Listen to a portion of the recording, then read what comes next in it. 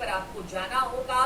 Toll और बाकी चीजों की बात तो बाद में है, लेकिन जो रूट हमने तय किया गया है, अगर वहां से आप इधर उधर अगर जाएंगे तो फिर आप पर हमला किया जाएगा। और इसी को लेकर ईरान की तरफ से ये पहले ही चेतावनी दे दी गई थी। हालांकि देखिए, जो जिन जहाजों पर हमला हुआ है, ईरान ने इसकी जिम्मेदारी नहीं ली है, लेकिन अमेरिका का कहना है कि ईरान ने ही किया है। आपको बताएंगे अब अमेरिका ने इसके बाद क्या किया है और क्यों आखिर टेंशन यहाँ पर स्ट्रेट ऑफ हॉर्मुज में बढ़ गया है। तो ईरानी सेना ने जहाजों को हॉर्मुज स्ट्रेट से उनके तय रास्तों से ही गुजरने को कहा है।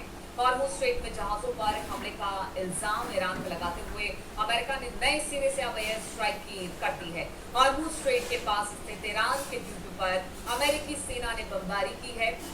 ईरानी मीडिया ने अमेरिकी हमलों की पुष्टि करते हुए बताया कि केशम और बंदर अब्बास में बुधवार तड़के धमाकों की आवाज सुनाई दी है और इस धमाके की आवाज को लेकर उन्होंने कहा है कि अमेरिका की तरफ से हमला किया गया है। देखिए, यूएस सेंट्रल कमांड है, उनकी तरफ से ईरान पर हमलों के बाद जारी बयान में कहा गया कि अमेरिकी सेना ने अंतर्राष्ट्रीय जलमार्ग में कमर्शियल जहाजों को निशाना बनाने के जवाब में अटैक किया है।